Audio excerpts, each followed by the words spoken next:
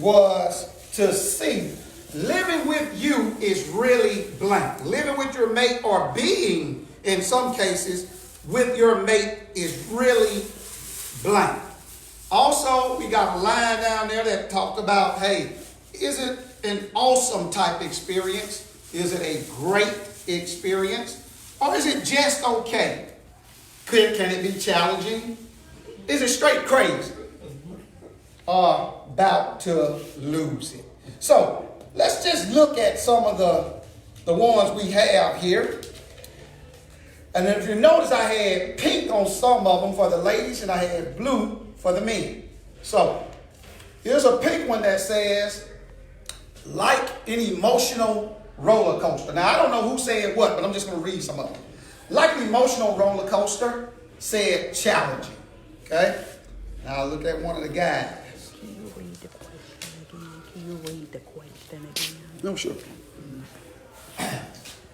She wanted me to read the question again. Living with you is really like an emotional roller coaster, somebody said. Then it said it can be challenging. One of the men said, living with you is really rewarding. Awesome. But they got awesome. Then they said challenging, and then about to lose it in that order. Okay. Living with your mate. Living with your mate.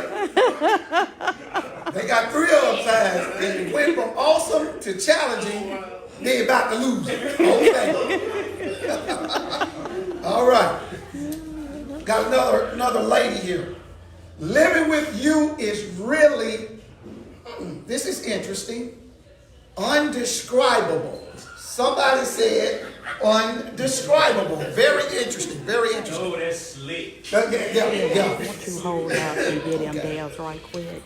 So that was one of the ladies. And then the young lady circled straight cray. Straight cray. Okay. We gonna talk about these in a moment. You got to separate.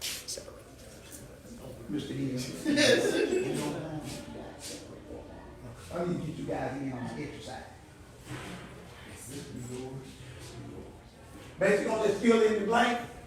Living with you is really blank, and then circle. You can see them. Huh? They've already done it. They've already done it. Yeah. Coming up in here storing stuff. They've already done it. Already. As Malcolm put it. Yeah.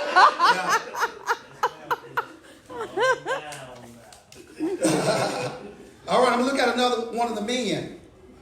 Okay. Living with you is really great. Then on the line they had great. Awesome. That's awesome. good. All right. That's good. Another lady. Here's another one. Living with you is really great. Then you got awesome, great, very easy.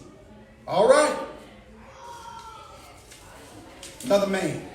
Living with you is really, now what the world? I'm gonna read it. Is epic. I wonder who that is. Being with you is epic. It's awesome. All right, I wonder who that was.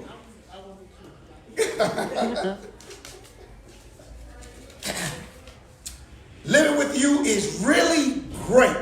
Okay? They didn't circle anything. This was one of the young ladies, but it said living with you is really great. Before you read them all, you want to get Sanders now. Get Sanders now. Okay. Right quick before you read them all. I'll get them last.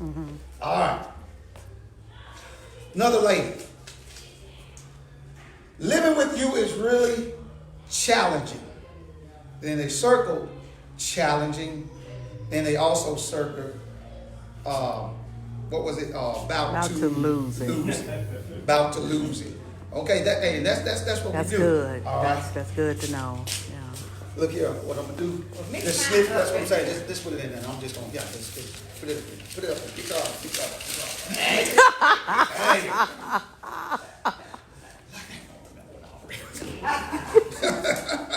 Like I did. Okay. Living with you is really great. Living with you completes me. All right. Oh. Not hard at all. You are the yin to my yang. All right.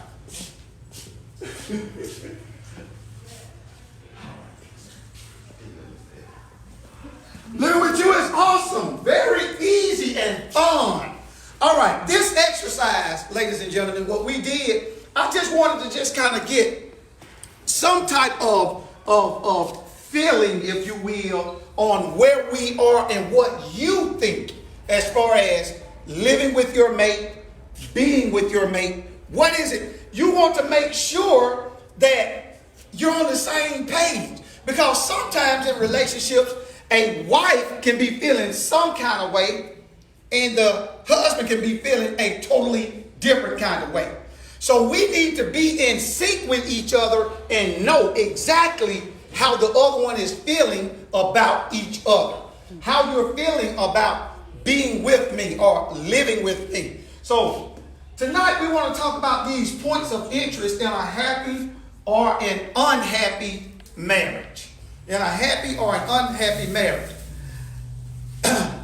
I hope that the ones that were challenging, the ones that said about to lose it, listen tonight.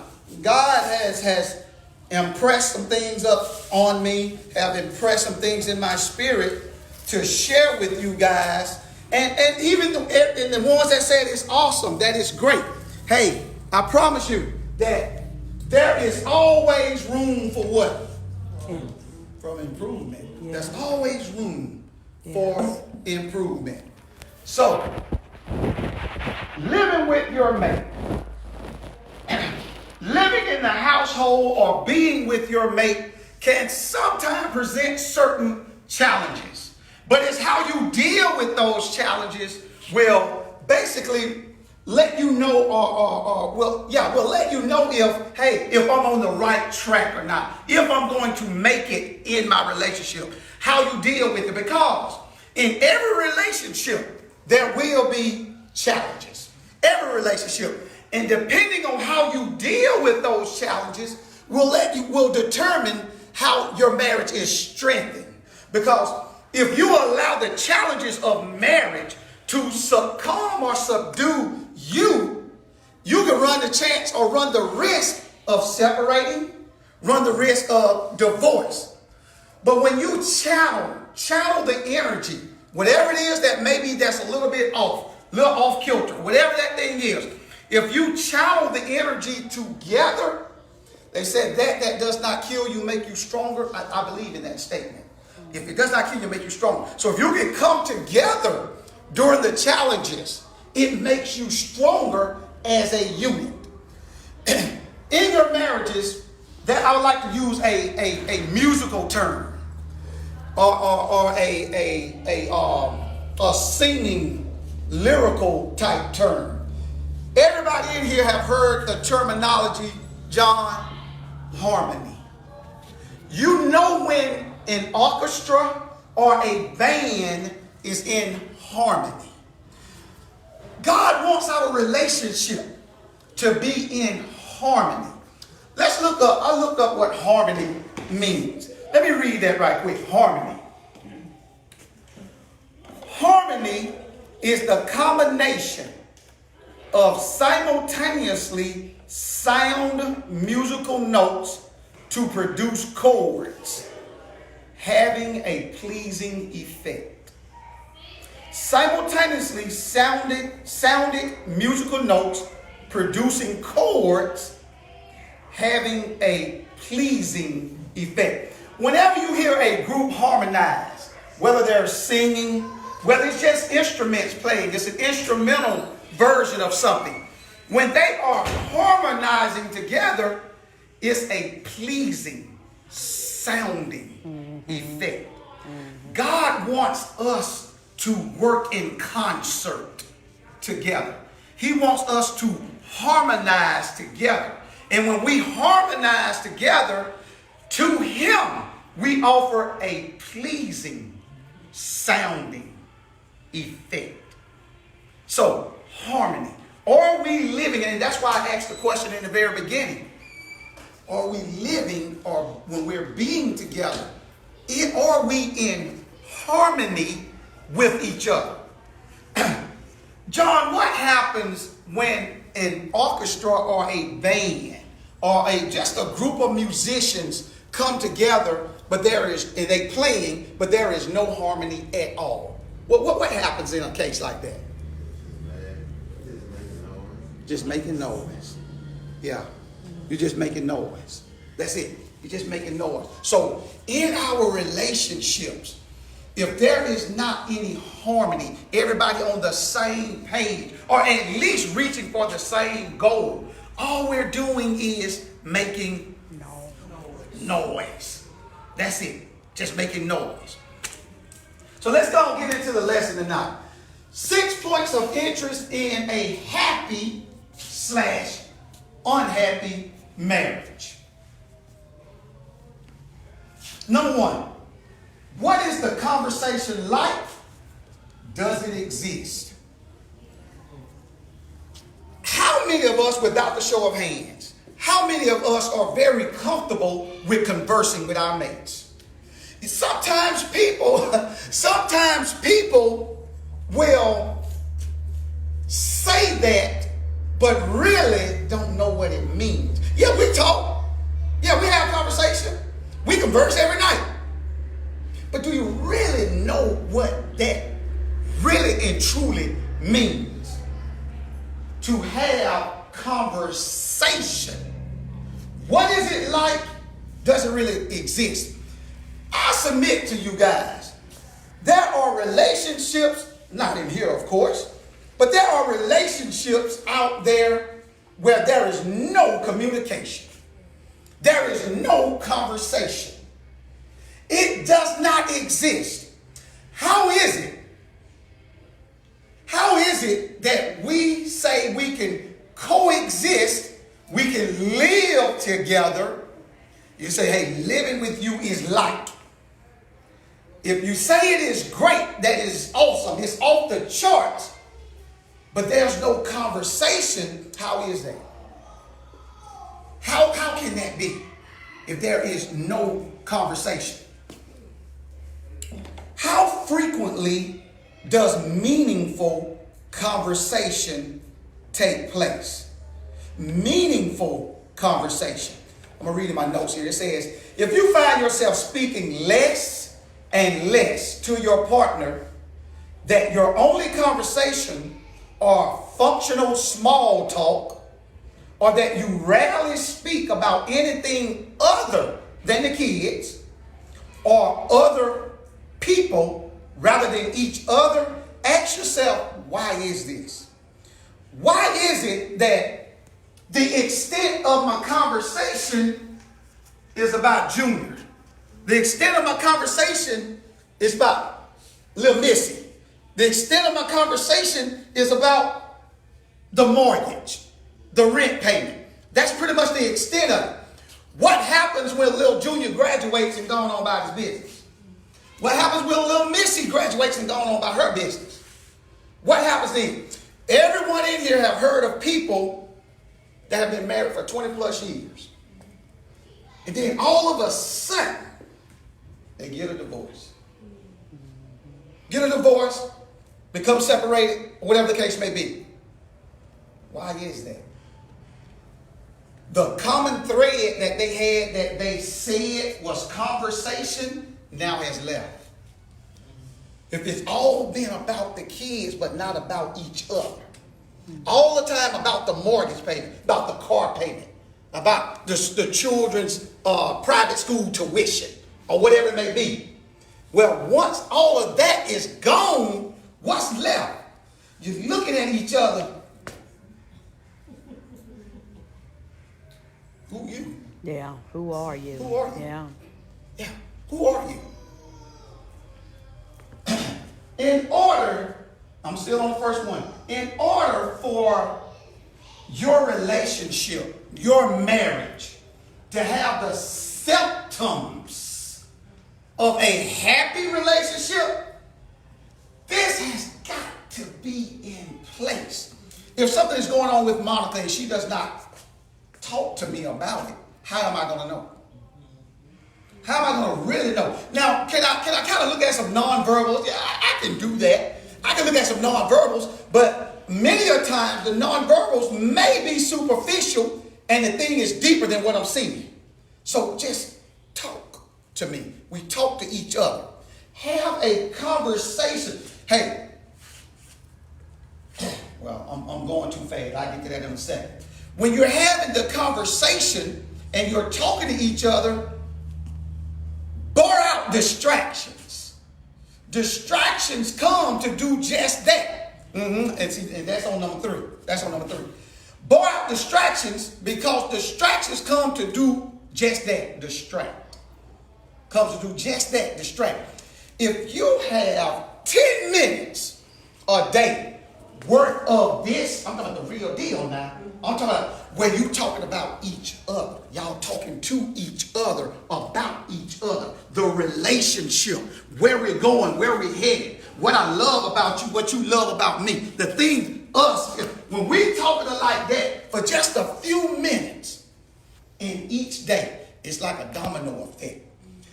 Those 10 minutes each day will eventually start turning into 15 minutes. 20 minutes, because you now are feeling each other because you're truly conversing with each other and not conversing at each other about things that really, yeah, the kids are important, don't get me wrong, they're important, but they are important very much so. But, hey, thank you. On a flight, on an airplane, the stewardess or the flight attendant will always be up front, and she or he will say something like, should the airplane lose cabin pressure, you're going to have these masks drop. When the mask drop, make sure you secure it over your face first before you help somebody else. The kids matter, but how can we be effective with them if me and you toe all of them? We got to get us straight. We got to talk, and then I can make sure we take care of the other matters together. Conversation. Before I go to number 2, questions, comments. Questions, comments. Yes. You know, what you're saying in number 1 is what you're saying that needs to happen in marriages is usually what we do when we're dating.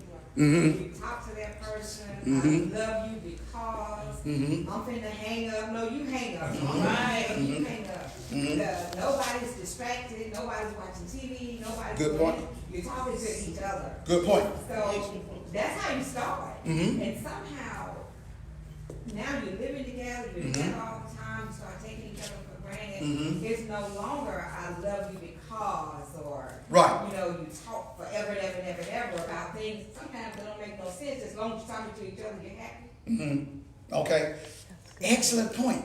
And what you just described is so true. That's why when we get to these 2 right here, number 3 and number 4, that's when sometimes back then when you were dating, when things was fresh, things was new, we getting to know each other. I'm curious. She curious. You know, you just like, hey, you hang up. No, I'm gonna hang up. No, you hang up first. Then you go on and everybody sleep on the phone. All that, the curiosity of it all. But it does not have to go away. See, when the kids come, when the mortgages come, when the rent payment come, when the car payment come, and all that kind of stuff, yeah, we have to address that. But if we're not careful, when I get to number 3, it's going to really hit home. This right here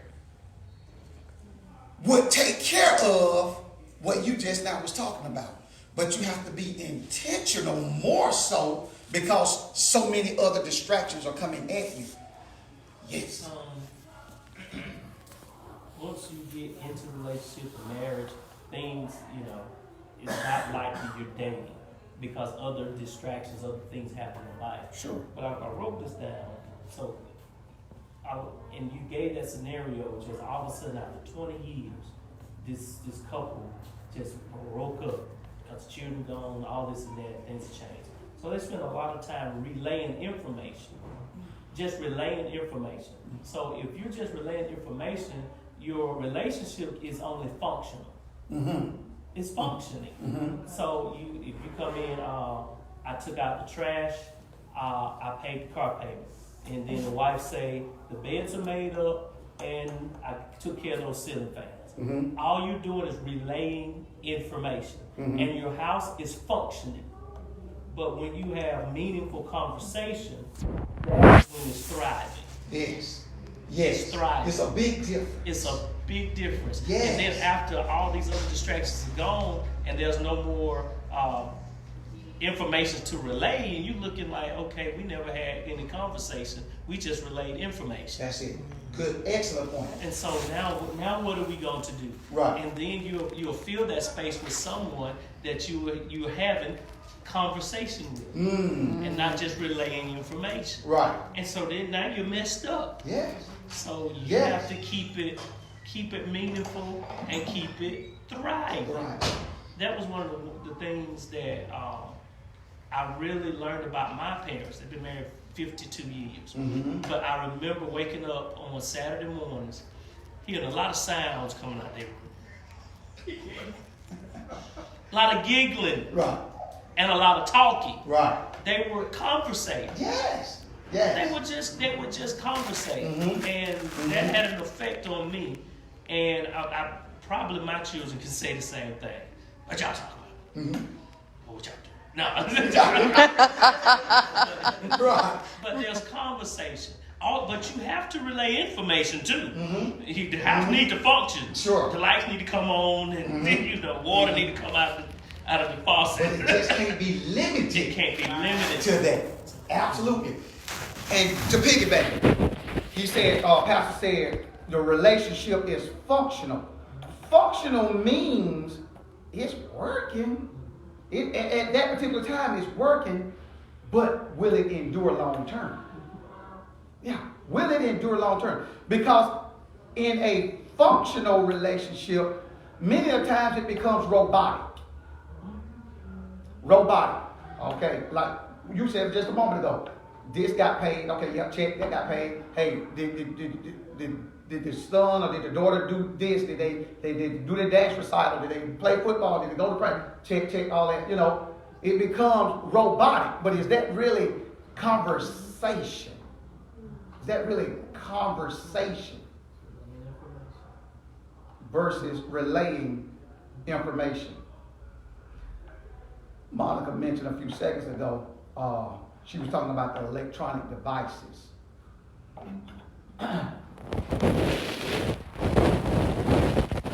When you're at home, imagine yourselves at home with your significant other. And be true to yourself. You don't have to answer it right now. Just be true to yourself. When you imagine yourself at home, you're sitting on your favorite couch, love seat, whatever it is that you're sitting on, your mate is next to you, or in some cases, the husband may have his recliner, and the wife may be sitting on the sofa, however your arrangement is. If you be honest with yourself, can you sit in that room, in the living room, in the den, or wherever, and not turn on the TV and not have your cell phone and you engage? I see some folk laughing right now. I'm not gonna look at nobody, but I can see how my career feels. But anyway, can you really do that and be true to yourself? Now, if somebody in here brave enough to raise their hand to comment on that, please do. Ain't nobody brave enough. But you can do it. Yes. Okay? That's good. Yeah. So that's why. Maybe by choice. Maybe. I don't know. Maybe. But ask yourself, though, can you do it, though? That's what I'm trying to get to. It's one thing by choice. It's something totally different when you just can't do it. That's deep. Yeah. You with your mate. Your honey boo-boo. You sitting there and you get the fidgeting. Because it's kind of hard to do. That's serious. That is serious. Does it take an electronic device in order to maintain my attention? In order to maintain my attention in my household, does it take an electronic device? a smartphone? Does it take a television? Does it take a stereo in order for us to come together? Does it take an external stimuli in order for us to come together and try to relate to each other? We're using outside forces to try and keep supposed to be a committed relationship together. I challenge you, if you thought to yourself, no, we can't do that. Somebody probably needs to think that. No, we can't do that. Try it. And if you fail, try it again. And if you fail, try it again.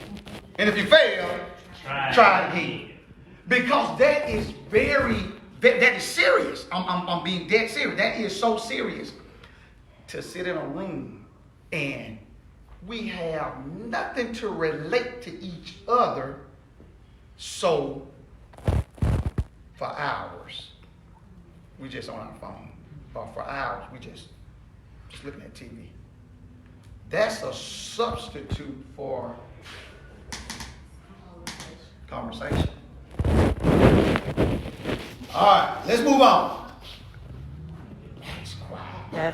That's good though. That really is. You know. And that's something to think about. That's something to think about. If you can't do it, you can get to that point though. You can get to that point. Let's go to number 2. Everybody know what LOL stands for? Laugh out loud. Listen. In our marriages, in our relationships, sometimes people will say, we don't laugh like we used to. I've heard that before. Yeah. We don't joke like we used to. We don't have fun like we used to. Without a show of hands, just think to yourself. In your relationships, which one is the prankster? Or is there a prankster? In your relationship, which one is the joker that likes to joke and kid and play a lot? In your relationship, you don't have to admit it, just think to yourself. Or does that even exist? Is it someone in your relationship that likes to play a lot, like the kid and joke? And sometimes the one that is not the one that is the initiator be like, you play too much. You play too much. In my relationship with Monica, who's the jokester? I'm a straight fool. I'm going to be honest. You play too much. She said all the time. Yeah, I am. And just like she laughed right now, I love to see that. I love to see that. I joke, I play, I kid, and sometimes it may not be the most opportune time. It may not be. But when I see them dimples pop up there, I'm happy. I'm happy. So, in your relationships, man, listen, laugh out loud. Relationships, the duration of relationships is like a vapor, man. It's here today, and it's gone tomorrow. It's fleeting. It's fleeting. So each and every day, laugh out. I bust out laughing, it ain't nothing funny. She be like, what's wrong with you? And so, and she just bust out laughing and be like, we just crazy like that. But it works. I mean, we have fun. Let me read this to you. Proverbs 17:22. Proverbs 17:22 says, a merry heart doeth good like a medicine, but a broken spirit drieth the bones. Oh, give me that scripture again. Proverbs 17:22. A merry heart doeth good like a medicine, but a broken spirit drieth the bones. And I wrote a translation to that. Translation simply means a cheerful mind is revitalizing to the entire person. Don't you just feel better when you're laughing? You know, when you're laughing and joking with each other, having a good time. I mean, there are times where me and Monica may be watching a movie, and she knows it's the honest truth. We may be watching a movie, and in the movie as we're watching it, we both will talk to each other about the stupid person that's in the movie. If we're looking at a movie that somebody's about to get killed or whatever, get blown up because they did something stupid, me and Monica begin to, now see, she should have saw that sign way back then because this dude crazy. And we get to talking and we get to laughing about little stuff like that. It makes life, it makes your relationship, it revitalizes your relationship when you can ha-ha out loud with each other. Because people that have been married for a little while, at some point, as you matriculate, as you progress in your marriage, at some point, you should be to a point, because in the beginning, there are challenges. It is. Everybody in here probably have had challenges in the beginning. And some of us may have challenges right now. You're going to have challenges. It's going to happen. But as time goes on, there is something that you can laugh about and joke about and have fun about. So if one person is not the prankster, the one that is the prankster, get on the nerve of the one that's not the prankster. Get on that person's nerve and make that person laugh with you. In my notes here it says, remember you and your partner making each other laugh so hard, you want to make them laugh so hard that their stomach hurt. I remember Mom have said many a time, my stomach hurt. She have actually said that seriously because of what's going on, the joy of each other. Remember how connected you felt. If and when that was a time. How connected you felt.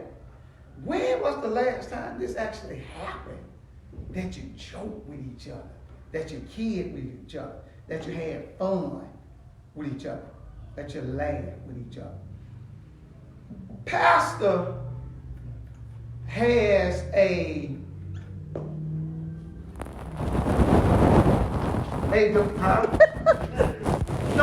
he has a demeanor about him that he can walk into an environment and don't know nobody and just act a fool. I done seen it. Am I telling the truth? I'm talking about just have a good time. And that's his way of letting everybody else know it's all right. Y'all relax. Everybody all tell. I have watched that in him. I mean, walk in, don't know nobody at the party or at wherever he's in, and just get to, am I telling the truth, Pastor? That is you. That's your personality. Well, and then everybody get to laughing. Everybody let their hair down and get to joking. You've seen them do it. Yeah. In our relationships, so it is. So it is. You want to be so connected to your mate that Monica can sometimes just see me coming and start laughing. I see, no, there's a way I'm going to cut up. I am. I'm going to cut up. And she said I'm cray. But yeah, I am. But once again, the enjoyment of the laughter is priceless. It is priceless. Be silly. Step out of your comfort zone. Purposely make each other laugh. Okay. Before we go to number 3, any comments on laughter into making a relationship a happy relationship versus just the opposite of that? Everybody just sitting up in there looking like a prune, sour. Ain't nobody laughing. You just rigid. Almost to the point of being nervous almost. What kind of relationship is that? No one laughs. No one has that joy. That type of spirit. Just the opposite. That freeness. Yes. Yeah, I like light, loose, airy environment. Mm-hmm. Look, that's how I am. Mm-hmm. And I guess that's why the church is like it is. Yeah. It's an open, it's an airy, it's a light environment. And I've been in places where the spirit is so dry and heavy that it's almost depressing. Yes. And that's just not me. So if I walk in an environment, if I'm the light, I'm gonna light the whole place That's up. right. And if I can't light it up, then I don't think I'm welcome in there. It's like darkness. So I'm gonna go ahead and step on out, and I'm gonna light up the next place. There you go. Absolutely. Because it seems as if the thief have been there. But he said, I came so that you might have life and have it more abundantly. Abundant life is a thriving relationship, but I do not want just a functional marriage. That's right. That That's is right. too long to be with somebody and just basic. Yeah. That's it. And just all you got is the basics. That's it. No, I can't even be married to a person who don't want to, have a thriving relationship. Be content. Just the going through the motions, if you will. What is that? Going through the motions. I'm wasting your time and you wasting mine. We wasting each other's time. When we cannot come together and word you use thrive. Exactly. All right, let's go to point number 3. Are you viewing quality time through the same lenses? Are you viewing quality time through the same lenses? What man may feel like it's quality time with his mate, wifey may not feel like that is quality time. Do we define quality time as the same thing? If we do not define quality time as the same thing, somebody gonna stay miserable. Somebody gonna stay upset. Somebody gonna stay annoyed because somebody getting the short end of the stick. If you don't view this through the same lenses, okay? Give you an example. If quality time for me is coming home, turning the TV on Sports Center, and my wife is sitting next to me, and we just watching Sports Center. And I might say something to her every now and then when a commercial comes on. To me, that's quality time. I'm not saying that that's fucked. I'm just saying if I was like that. If I felt like that was quality time, those are the lenses that I'm looking through. Now, she may look at that as totally different. How is that quality time when your focus isn't even on me? Just because we're in the room together does not mean that it's quality time. That's true. Just because we in the same room together does not mean we are spending quality time. Because if my mind is distracted on what's going on the television, I'm watching football, I'm watching a whole game. But hey, Martha, hey, girl, hey, this our night tonight. This our night tonight. Come on up in here, girl, I got you. Come on up in here. Okay, what we gonna do? Come on, sit down here right next to me. Hey, turn on 206. That's our sports center. Turn on 206 button. And she turned on, and I'm just looking. Did you see that? Now she is sitting there like, when you said we gonna spend some quality time, this is what you meant? We not looking through the same lenses. Her quality time might be, hey, let's cut this off and you engage me. Let's cut this off and we go in the kitchen and, hey, let's prepare a salad together. Hey, let's cook something together. Let's do something together. Whether it's something as simple as, hey, let's play some type of game together. Maybe like we like to play Uno. Me and Mom, I tear up. But anyway, we like to play Uno. That, to her, she likes that, and I do too. That's quality time for us because we're looking through the same lens.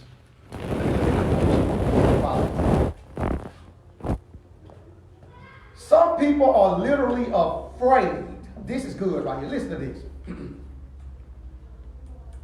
Some people are literally afraid of having time together because history says that something will pop off.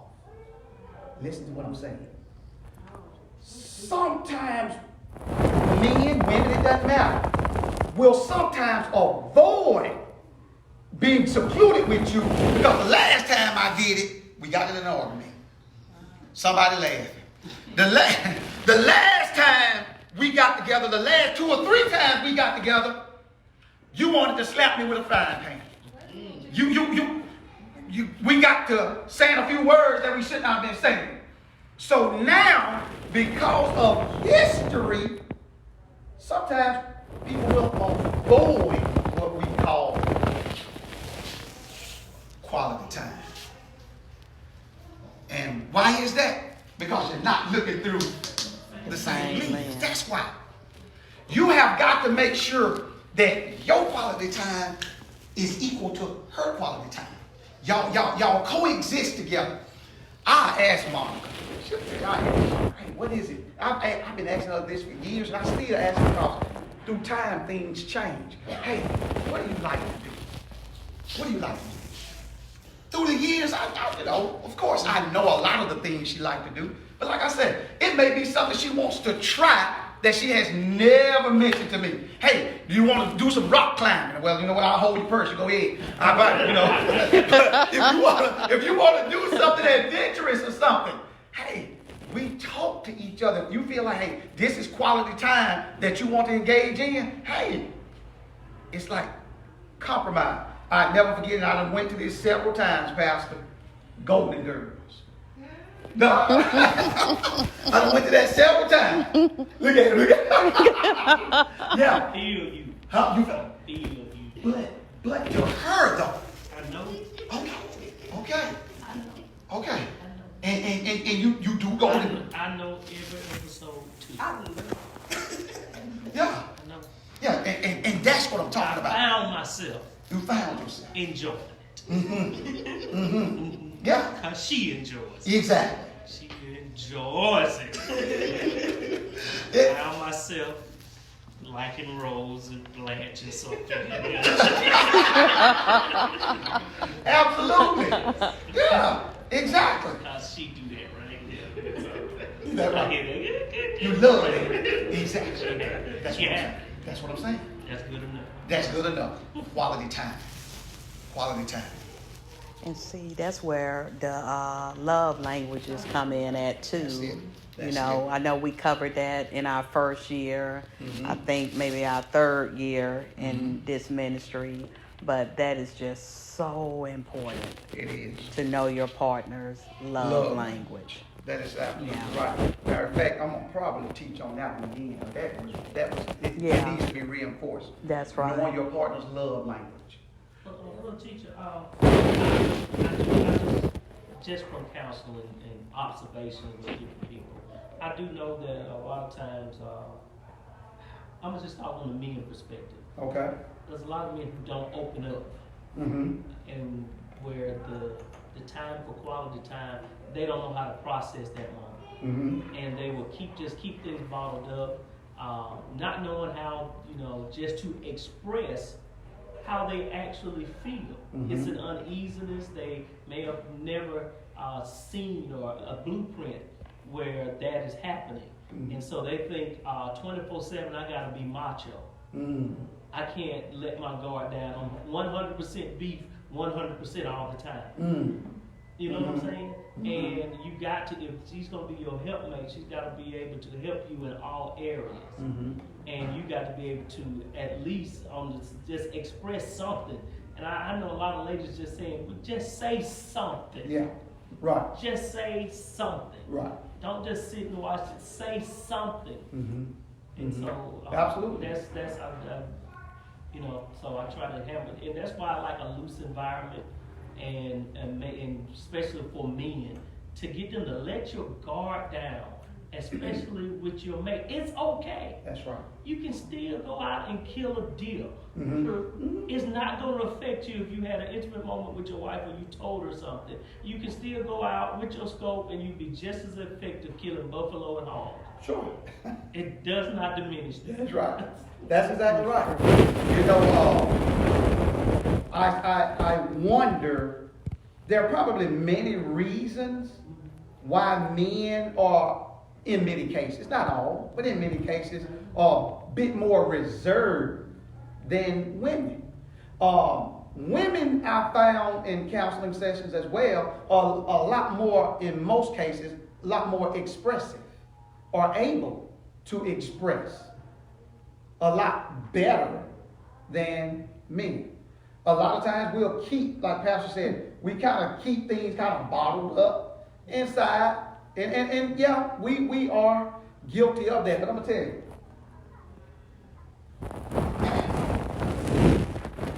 you, if we be true to ourselves and ask ourselves, why is that? Why is it, men? Why do we keep things bottled up, or we are more reserved than our women, than our wives? Pastor said a few moments ago that you can still be macho and go out and kill your deer, buffalo, whatever it is, you know, that you hunt. You still are manly. We have got, sometimes men have trust issues. Sometimes have trust issues. When a man is transparent to a woman, he opens up to her, you don't have many chances at all to hurt him when he done opened up to you. You don't have many. I know what I'm talking about. If he has opened up and been transparent to you and you take advantage of that transparency, you might get a second chance. But you talk about a third, a fourth, a fifth, and all this. And somebody, if it ain't here, you know somebody that at one time as a man would talk, would be free, would express himself. And then all of a sudden he stopped talking. Somebody knows somebody. I'm thinking of a couple myself. He stopped talking. Because when he becomes vulnerable to you, you've got to protect that. You got to protect that, because if he feels like you just trampled on his open heart, he just flat out, he just opened it up to you, and you trample on that. Once he closes it back up, man, it's gonna be like you're gonna have to get with them big old heavy equipment, them things that them caterpillars or whatever you call them things. Jaws of life. Don't jaws of life, yeah. You know, to get him back open up. Really? You can just ruin it for the next one. Oh, If you got that guy now, and what's wrong with him? Ooh, wee. yeah. Yeah, absolutely. Absolutely. So, but yeah, the quality of time is very, very important, and you guys have to be on the same page by just asking each other, hey, how do you see, describe quality time to you. What does it look like? Then you describe it to me. What does it look like to you? Y'all describe it to each other. What is that? What is quality time? Mm-hmm. Any other comments before we go to number 4? I think also you can't stop asking. You can't what? Mm-hmm. We used to give quality time in a way you define it with China. What you need at 22 is not the same thing you need at 30. And that's what I'm saying. Absolutely. Yes. I feel like when we don't pay attention to that, that's when you enter our danger zone. Because then you wake up and you're like, who is this person? Sure. Because Sure. you haven't taken the time to really learn them. Or yourself for that matter. Sure. Absolutely. Good point. Absolutely.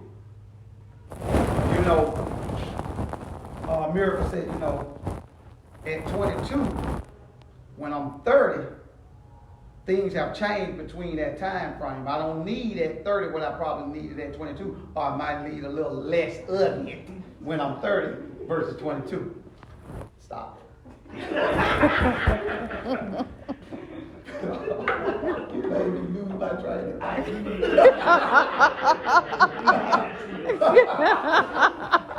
thought. I'm sorry. The questionnaire that we filled Yes, out. yes, yes. Right now, I know what my answer was. But maybe the first 2 years of my marriage, it may have been different. Sure. Absolutely. Or the first 5 years in, it may have been different for both of us. Because I know I was challenging. Yeah, yeah, absolutely. Yeah. Well, yeah, I may be challenging now. She didn't answer the question. She didn't get the answer. I'm just saying Right. that those answers can change over time. Absolutely. Yeah. And hopefully it's moving from, according to the paper, To the from left. right to left. Left. There you go. Exactly. From right to left. That's exactly right. I'm gonna say this and then we'll go to number 4. If you're in your 40s, if you're in your 50s, even if you're in your 30s, and you're basically requiring the same thing and the same conversation that you had in your early 20s, I question the growth. I do. I question the growth. Is there growth taking place? If my conversation in my 40s is the same as the 20s,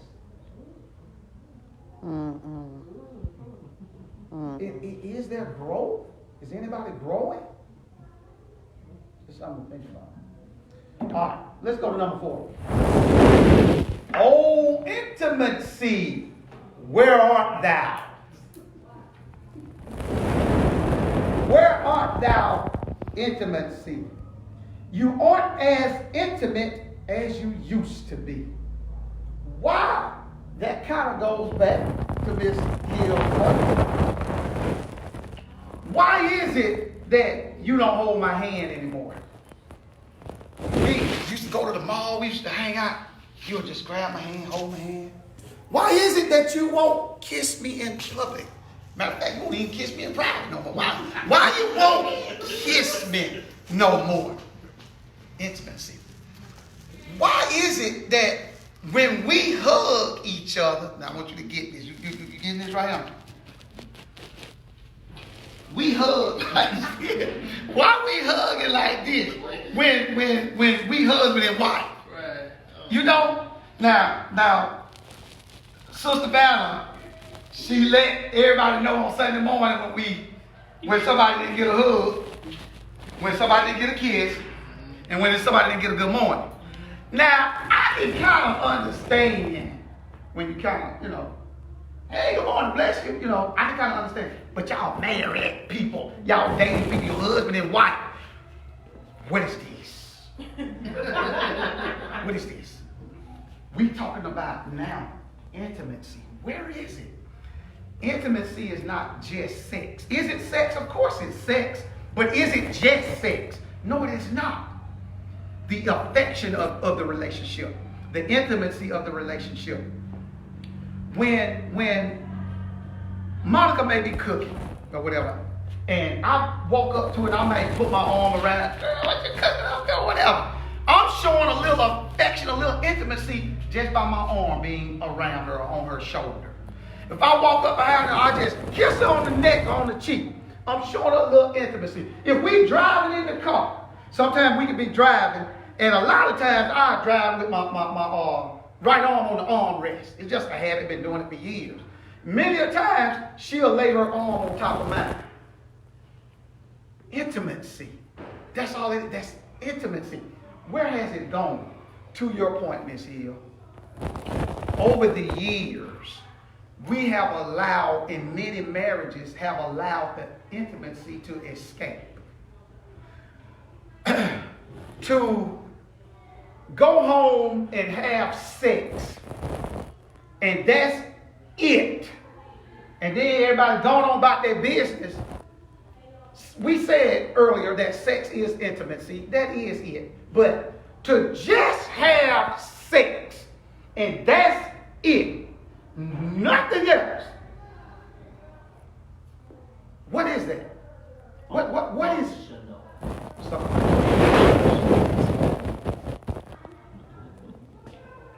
The parts work. Everything working. Everything working. But a need in that moment, a physical need between the two people, were satisfied. So now we're going on about our business. Dogs do that. Yes, they do. Absolutely. Good point. Yeah. Yeah. Dogs not thrive. That's it. That's it.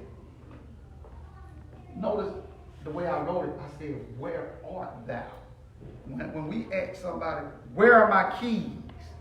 That indicates I have lost my keys. Where's my Bible? Maybe I have misplaced my Bible. Intimacy. Where art thou?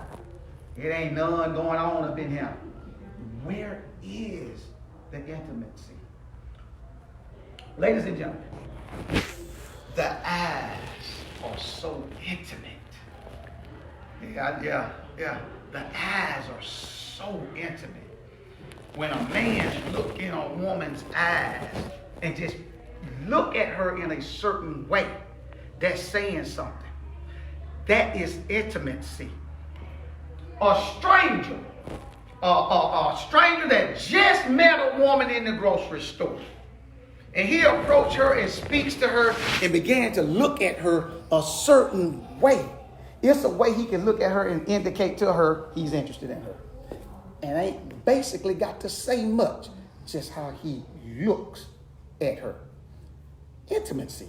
Now, do that with your wife and your husband. Now, I'm just using that as an example to let you know how powerful that is. What about your hands? Your hands serves intimacy. Like we said a few moments ago, I said, hey, I'll put my arm around her, I might touch her face, or what have I might hold her hand. All of that is showing her intimacy. Now, the holding of her hands, the hugging her. I was gonna let this go, but I can't let it go. Many a time I walk up behind Monica. Bang! Now you don't look. Keep on walking. Just keep on walking. And she get to just giggling. Why she get giggling? She just get to giggling. You see, right now she giggling. I don't mean to embarrass her. I'm just being transparent. Then I just say I open up my heart. I do that all the time. I'm just being transparent. That says or communicates something to her. A lot of things. Okay, yeah. Yeah. It don't matter. It don't matter. After Pastor said one time that he just went with and he'll look around first. And that's intimacy. It's your wife, your husband. Where is it? But now, let's flip it though. What happens in a relationship when the looking is no longer there? When the hugging, the holding of hands no longer there? The hitting on the butt is no longer there. What happens in that relationship, in that household, when the intimacy, all it is, hey, come in, we have sex, then, hey, somebody go watch TV, other one go and get on the cell phone, go start surfing or whatever, and that be it. What happens in the relationship when you don't find, you're looking for it, but you don't find intimacy? You talked about when a marriage dries up one time, Pastor. You remember talking about that? When it dries up. What happens? There is so much fun in intimacy. It is. It is so much fun in intimacy. We said sex is intimacy as well, but to me, that's the, if I can say this right now, that's the climax of it all. That's the climax of it all. So on the journey to it is so much fun, Javaris. On the journey, because at the end of the rainbow, so to speak, you know what's at the end, but the journey getting there. Now look, we all grown up here. Y'all start looking at me like that. The journey of getting there is nothing but intimacy. You can't lose that. All seriousness, you cannot lose that. You have to maintain intimacy. I see somebody looking at somebody. Somebody back there looking at somebody like, you gonna be in it. We gonna be in it. And if it takes you just getting away, just getting out of your environment, Absolutely. you have to do what you have to do. Mm-hmm. That's right. That's Just don't exactly let right. those flames go down. Mm-hmm. Don't let the flames go Right. down. That's right. So we talked about the hands, we talked about the eyes, we talked about the arms, we talked about sex. Lips. Let's talk about lips for a second. Intimacy. Whatever happened to kissing? People don't hardly kiss no more. Why? You remember when you would kiss your mate when they get ready to leave in the morning? Y'all get ready to go your separate ways in the morning. Come in the evening, kiss your mate. Hey, how was your day? What happened to that? Look out, I'm gonna tell you about something. You know what? You just never know. I keep these with me. Y'all see these right here? I keep these with me because I'm always dropping my lips. I'm on every chance I get. So I got y'all better pay attention. Y'all better pay attention. Y'all, Pastor, I'm just telling the truth. I'm just telling the truth. Every day. Okay. Every day we kiss before. That's She'll call me, you didn't kiss me. Exactly. It's expected. All right, that's a good thing. It's expected. That's a good thing. So whoever leaves, that's the one that's responsible.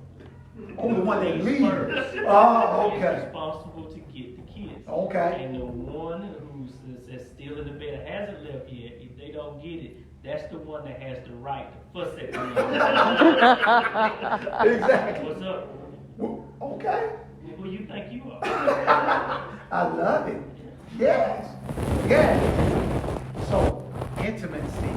We're still talking about a happy marriage. Points of interest in a happy marriage and the opposite of a happy marriage being an unhappy marriage. Before we go to point 5.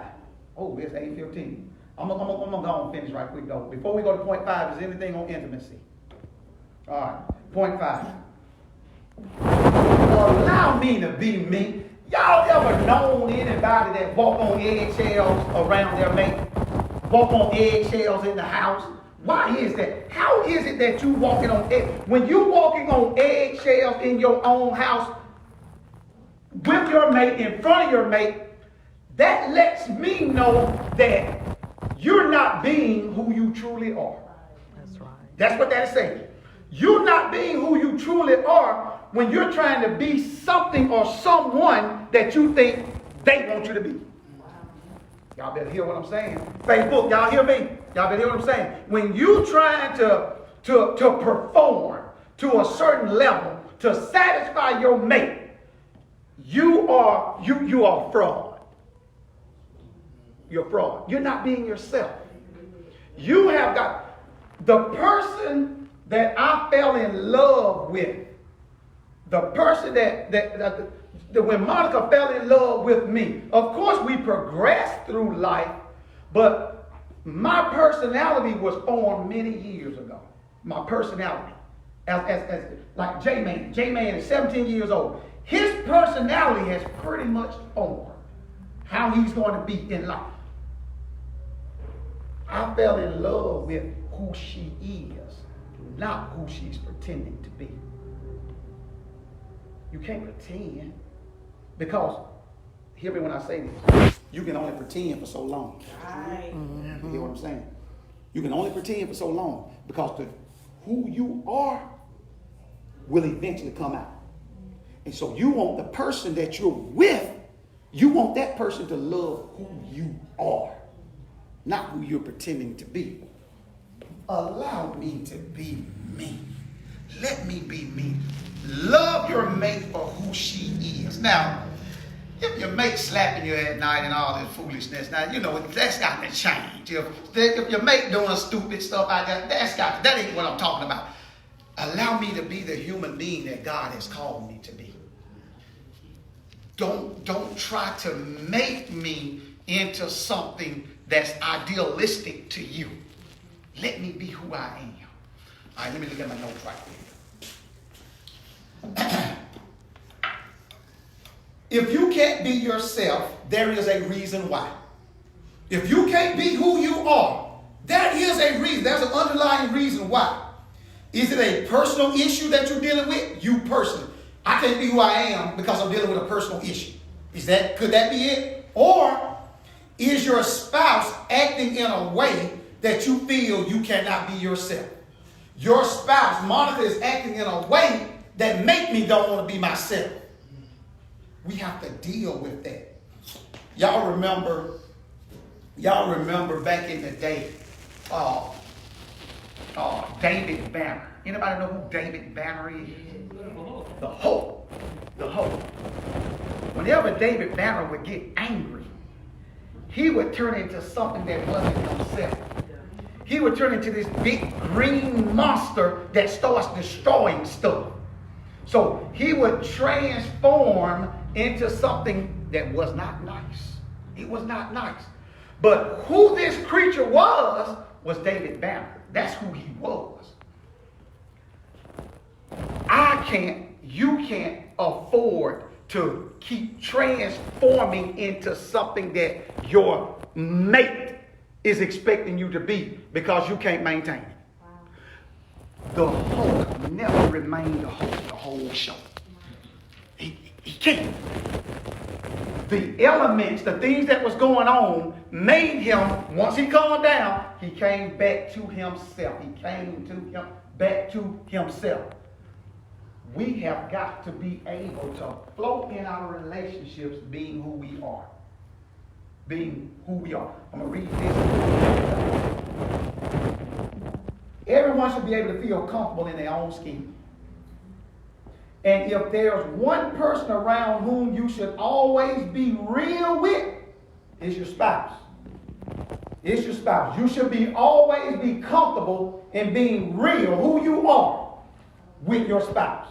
You shouldn't have to throw up no facades, no airs, no performances. I got to entertain. I shouldn't have to do all that. I am who I am. You accept it or not. Allow me to be me. Any comments on that before we go? There's tension between us. Any comments on that? Real quick. Be yourself. There could be tension, somebody living a lie, somebody hiding something. But a true open relationship is as how Adam and Eve had it in the garden. The Bible says that they were naked and not ashamed. That's right. That's right. Everything was out In of the the open. physically and spiritually. That's it. I was trying to see every time you say something, I have to the spirit is jumping on. Adam and Eve, the Bible said, as Pastor noted, they were naked and not ashamed. In other words, they were open. They were open to each other. If God intended for us to be open to our mates, why are we putting our cell phones in our pocket when our mate comes around? Sin. Wow. Say it again. Sin, the same reason they only started hiding themselves when they were disobedient and broke a law and sin came in. Absolutely. And it's the same thing Yep. today. Absolutely. It doesn't change. Sin can come in. Now you're starting to hide some stuff. Mm-hmm. Your phone, your wallet, Mm-hmm. your this, your that, you start hiding your feelings. Yes. You're no longer your true You're self. not. You got to be quiet because you're scared of what you may blurt out. Okay. You're no longer, your relationship is no longer naked. That's it. That's it. And there's so much peace in being naked. Yeah, what you talking God, about? it's so, yes. I mean, naked in both senses. It's so much peace. So much peace. Anyway, let's move on. We've been to close out. Did you have something? Go ahead.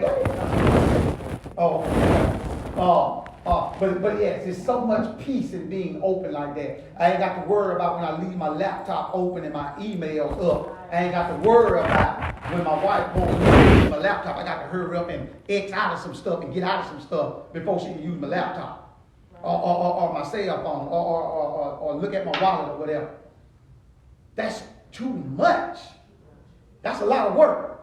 That's a lot of work. All right, there's tension between us.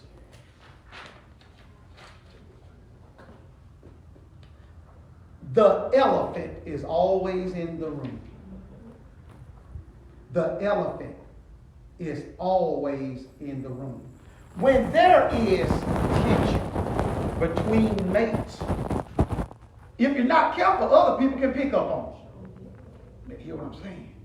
Other people can pick up on when there's tension between you two. When the elephant in the room is not discussed, when the elephant in the room is not addressed, it brings forth a lot of tension, a whole lot of tension. There is no peace in the relationship when there is tension there. When the elephant has been in the room for a while, when the elephant has been pretty much residing, they got their furniture, they got the furniture in your house, that means he ain't planning on going nowhere no time soon. You have got to address that amongst yourselves. You must address, because if you don't, the elephant will remain. The elephant will stay there, and you'll get to the point, and I'm closing, play me out, Nick. You'll get to the point where the elephant will become normal. Feel what I'm saying? The elephant becomes normal because now, if the elephant disappears, I ain't got nothing else now to feel some kind of way about. I ain't got nothing now to kind of fuss about. Never allow tension to be normalcy. Tension cannot be normal.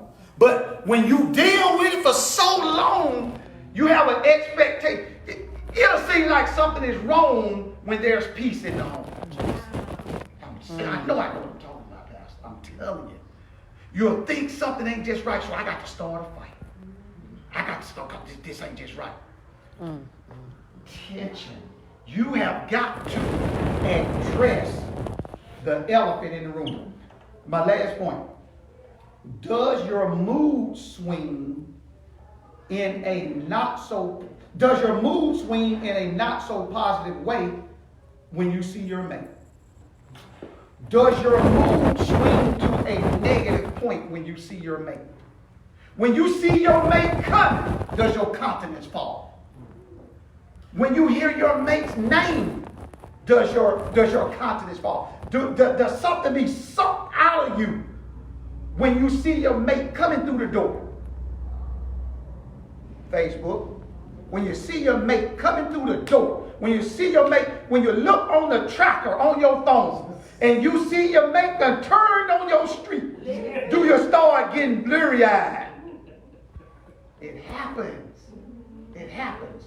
And wasn't there a couple that we counseled a couple of years back, and he was actually somewhere hooked to a high blood pressure machine? I know what you're talking about. And when they was telling us, when the wife called, the machine actually went crazy just for the phone call? Yeah, what happened was this person was getting some counseling, some psychiatric treatment, because they was having some issues. And that's exactly what happened. The person had him hooked up to some type of machine, some kind of stress level. That's what it was. Yes, it was stress level. So every time he would mention a certain person's name, the knee would get the dance. The knee would get the dance. Yeah. So. It's something there. There's always stress retention. And so that's you gotta get to the root of that. Yeah. And you gotta dig it up and then burn it up. Yeah, you have to. Dig it up and burn it up. You have to. You have to. But it gotta be something that you wanna dig up. It can't be something you wanna keep. It gotta be something you actually want a desire to get rid of. Yeah. And sometimes the person that is actually having